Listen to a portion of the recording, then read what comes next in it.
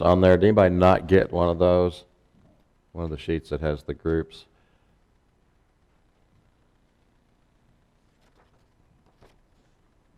But after our closing prayer tonight, we'll divide up into our 4 individual groups. And I just kind of arbitrarily assigned, if you're in the building group, that first one, if you'll just meet up here after the closing prayer. And if group 1 will meet in room 7, and group 2 will meet in room 8, and then group 3 will meet in the corner of the fellowship hall back there. So the building group here, group 1 in room 7, group 2 in room 8, and the fellowship group in group 3 in the fellowship area. And the main thing we want to do in those groups is just work out the logistics, where you're going to meet next time. The most important thing, plan the meal, what we're going to eat. Food's a big deal in the Bible. If you read all the times they had fellowship and got together and ate, it was a big deal. And so we're not stretching it, I don't think, to say we get together and have a good meal together. And so that was one of the main things we want to plan.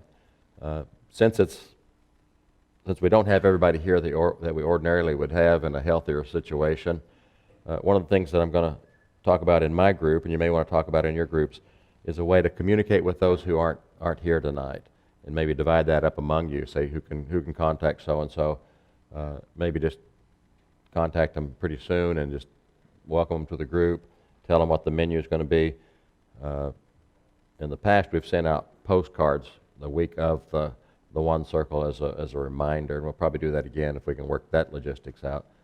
But it won't hurt to have somebody also assigned to call that last week, just as a reminder. So that's the main thing we're going to do as we break up into those groups is plan where you'll meet. It'll be the 4th Sunday in February. It will be the first meeting at one of the homes. Plan where that will be, what your menu will be, and just make arrangements to make contact with everybody in the group, so they'll know they're in the group and feel a welcome part of the group. So that's what we'll be doing after after our little service tonight. What we want to talk about right now is what we're going to be doing in those groups. One of the things we'll be doing in addition to the fellowship that we'll have through our meals, and that is sharing our story with each other. It's just an opportunity for us to get together and take turns saying, this is how I got to where I am today. What is the hope? Why is the hope? Why do I have the hope that I have? How did I get the hope that I have? And so that's one of the things we'll have an opportunity to do, not all at once, not all the same night probably, and that's another thing you want to decide is who wants to volunteer to share their story the first week, the first month, and you can kind of calculate by however many people you have, how many people you need to have each time. And it may come back around again. You may want to share some more stories as the year goes on. But one of the main things we're going to be doing in the groups is to share our story. If you look in John chapter 4, we find the story of a Samaritan woman. Jesus and his disciples are making their way, and they're passing through Samaria. And they stop in the woman of Sychar, and Jesus encounters a woman there at the well. And you're familiar with the story, the conversation that Jesus has with her about living water. And then he talks to her about her husband and tells her things that nobody else would know, that the one that she's living with now is not her husband, and how many husbands she has had. And so in John chapter 4 and verse 19, after this conversation, and Jesus tells her things about her life, she says, "Sir, I perceive that you are a prophet. Our fathers worshipped in this mountain, and you people say that in Jerusalem is the place where men ought to worship." And Jesus said to her, "Woman, believe me, an hour is coming when neither in this mountain nor in Jerusalem shall you worship the Father. You worship that which you do not know. We worship that which we know, for salvation is from the Jews.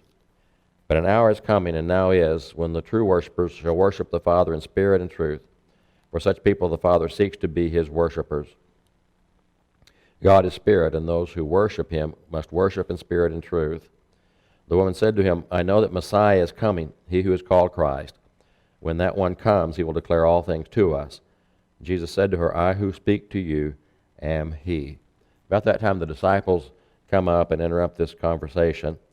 And they're surprised that Jesus is having a conversation, first of all, with the woman, and then second of all, probably with the Samaritan on top of that. And meanwhile, in verse 28, the woman leaves her water pot. She'd come to get water, but she leaves her water pot and goes into the city and says to the men, "Come see a man who told me all the things that I have done. This is not the Christ, is it?" They went out of the city and were coming to him. And in the meantime, the disciples come up and they have the conversation about eating and what real food is. But then in verse 39, it says, "From that city many of the Samaritans believed in him because of the word of the woman who testified, 'He told me all the things that I have done.' So when the Samaritans came to him, they were asking him to stay with them, and he stayed there 2 days. And many more believed because of his word.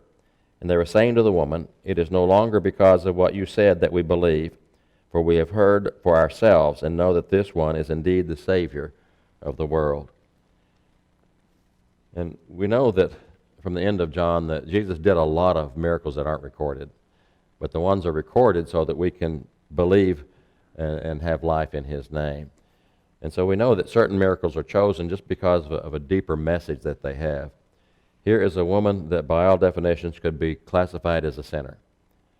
And Jesus talks to her and accepts her, doesn't accept her sin, but her situation. And he talks to her, and she goes in and talks to the people in the city about what he has done for her. And so they come, and eventually they say, we're not even based on what you tell us, but we've experienced it for ourselves. But it's this woman who went and told her story to those around her that caused them to go and learn more about Jesus. And that's something we can all benefit from as we share our story with the people around us, out in the community, as we have opportunity to share why we are who we are today. We've mentioned many times before that maybe at work or other places, people may kind of sneer at you because you're goody two-shoes or because, you go to church all the time and all those things. But when the chips are down and they're having a real tough time, where do they turn? Do they go to their drinking buddies or do they go to you? Because they know that if they go to their drinking buddies, they're going to get the same old thing that they already have. And hopefully they will look to you and say, this person has an answer that I don't have. And if you're willing to share your story with them, that will make a difference. But that begins with our sharing our story with each other, because we need to know each other. We need to know the trials that you've had and the path that you've had and how you got to where you are today. And if we will share our story with each other, we can know each other better, we can pray for each other better, we can appreciate each other better, and we just are better off for it if we learn to share our stories with each other, and then we're ready to share our stories with others around us. And you see the consequence in the Samaritan woman. A few chapters later, in John chapter 9, they encounter a man who is born blind. And most of this chapter deals with that occasion when Jesus heals this man who is born blind. Through verse 7, you have the healing of this man. And picking up in verse 8, it says, "The neighbors, therefore, and those who previously saw him as a beggar, were saying, 'Is this not the one who used to sit and beg?' Others were saying, 'This is he.' Still others were saying, 'No, but he is like him.' He kept saying, 'I am the one.' Therefore they were saying to him, 'How then were your eyes opened?' He answered, 'The man who called Jesus made clay and anointed my eyes and said to me, Go to Siloam and wash. So I went away and washed, and I received sight.' And they said to him, 'Where is he?' And he said, 'I do not know.'" Then we have the conversation between the leaders and his parents. And his parents don't want to go out too far on a limb, because if they confess Jesus, they're going to get kicked out of the synagogue. And so finally they call this man in. And in verse 24, it says, "So a second time they called the man who had been blind and said to him, 'Give glory to God. We know that this man is a sinner.' He therefore answered, 'Whether he is a sinner, I do not know. One thing I do know, that whereas I was blind, now I see.' They said therefore to him, 'What did he do to you? How did he open your eyes?' He answered them, 'I told you already, and you did not listen. Why do you want to hear it again? You do not want to become his disciples, do you?' And they reviled him and said, 'You are his disciple, but we are disciples of Moses.' And they have this conversation, but in verse 34, They answer and say to him, "You were born entirely in sins, and are you teaching us?" And they put him out. This man has been blind since birth, and Jesus comes along and he heals his blindness. And you notice that the man goes out and shares that with the people around them. They can't help but tell that this man has been healed because they've seen him blind all of his life. And so he has this conversation with them about how Jesus healed him. He also has a conversation with the leaders about what Jesus had done for them.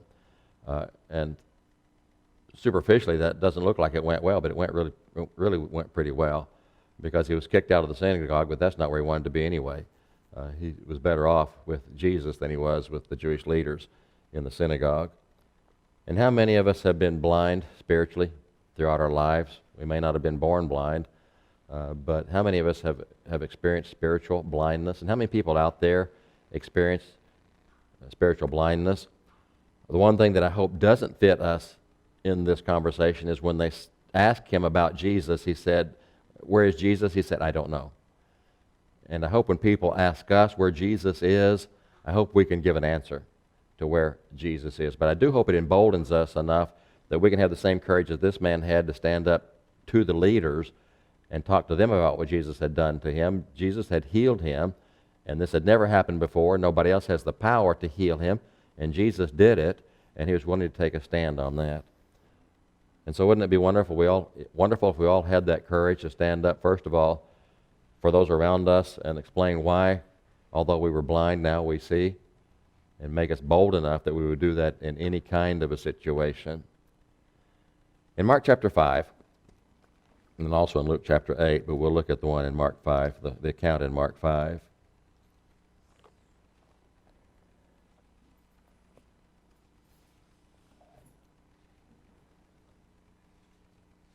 All these are familiar stories to you. But it says, they came to the other side of the sea, into the country of the Gerasenes. And when he had come out of the boat, immediately a man from the tombs with an unclean spirit met him. And he had his dwelling among the tombs, and no one was able to bind him any more, even with a chain, because he had often been bound with shackles and chains, and the chains had been torn apart by him, and the shackles torn in pieces, and no one was strong enough to subdue him. And constantly, night and day, among the tombs and in the mountains, he was crying out and gashing himself with stones. And seeing Jesus from a distance, he ran up and bowed down before him. And crying out with a loud voice, he said, "What do I have to do with you, Jesus, Son of the Most High God? I implore you by God, do not torment me." For he had been saying to him, Jesus had been saying to the demon, "Come out of the man, you unclean spirit." And you know the story here about how Jesus took the spirits out of the man, put them in the swine, they ran down the hill and perished in the sea. But here's a man who is possessed by not just one, but many demons. He can't be bound with shackles. He lives in the graves. One account says that he couldn't even keep any clothes on because he tore his clothes off. But in verse 12, it says, "And they entreated him, saying, Send us in." The spirits entreated him, saying, "Send us into the swine, so we may enter him." And he gave permission. Verse 14, "And those who tended them ran away and reported in the city and out in the country. And the people came to see what it was that had happened.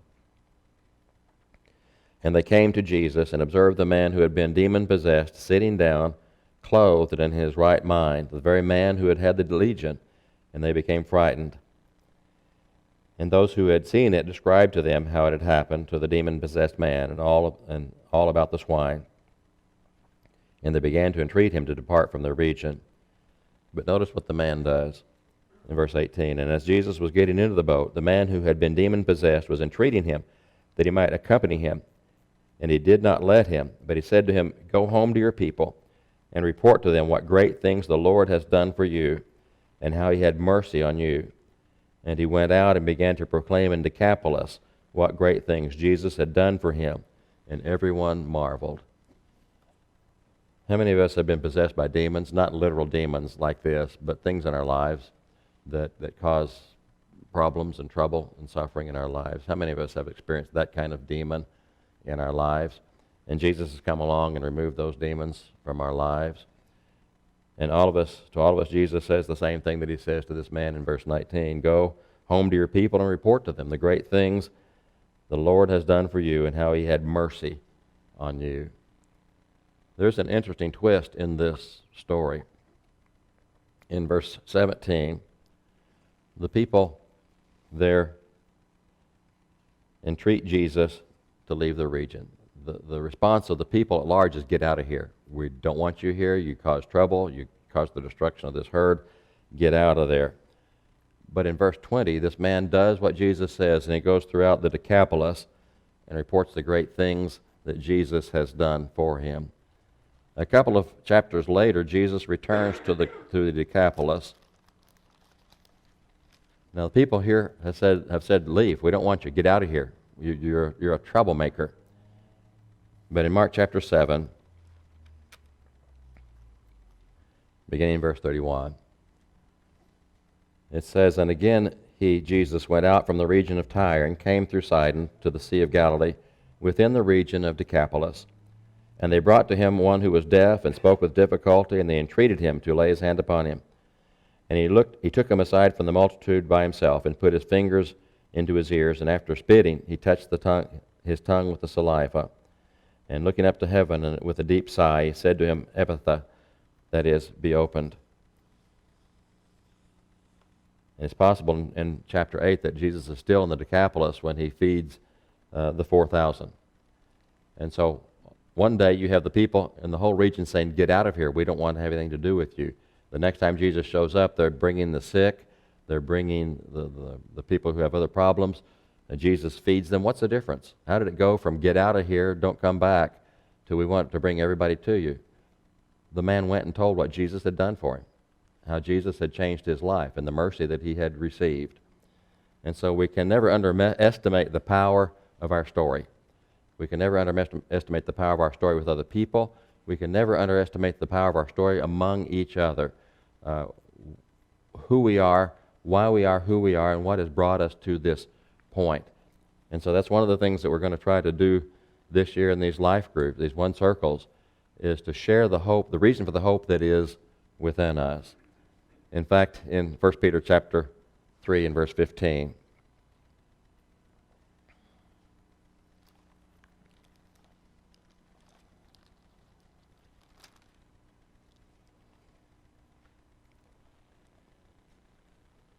it says, But sanctify Christ as Lord in your hearts, always being ready to make a defense to everyone who asks you to give an account for the hope that is in you, yet with gentleness and reverence.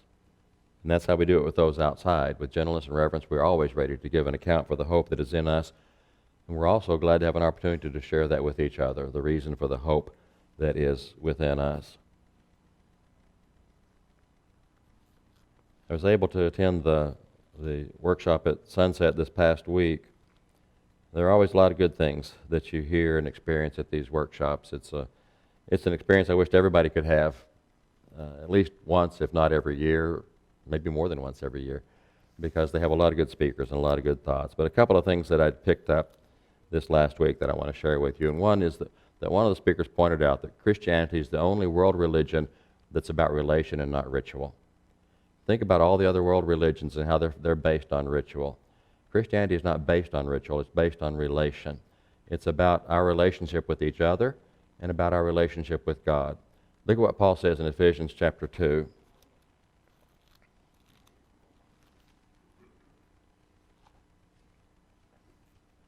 In Ephesians 2, beginning in verse 11, Paul says, Therefore remember that formerly you, the Gentiles in the flesh, who were called uncircumcision by the so-called circumcision, which is performed in the flesh by human hands, remember that you were at that time separate from Christ, excluded from the commonwealth of Israel, and strangers of the covenants of promise, having no hope, and without God in the world.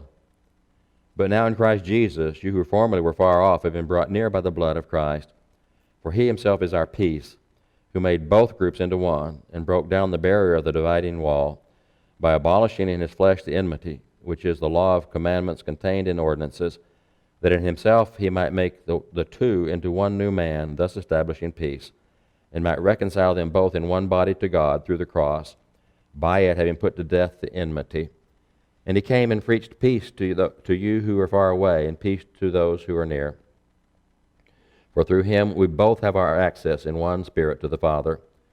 So then you are no longer strangers and aliens, but you are fellow citizens with the saints, and are of God's household, having been built upon the foundation of the apostles and prophets, Christ Jesus himself being the cornerstone, in whom the whole building, being fitted together, is growing into a holy temple in the Lord, in whom you also are being built together into a dwelling of God in the Spirit. It's all about relationships among us and relationships between us and God. And those are the things we can share with each other and with those around us. Another speaker said, some people don't get it. And I would say most people out there don't get it. And they need someone who gets it to share it with them. And so that's what we want to do this year, is be ready to share with the people who don't get it why it is that we get it. And we begin by sharing with each other what it is that we get and how it is a strength for all of us. So that's our goal, that's our prayer for this upcoming year. You can see the possibility for us to grow as a body, as a kingdom among ourselves, as we share with each other and pray for each other and help each other out wherever we can. And hopefully as we're motivated to be ready to share with other people the hope that is in us.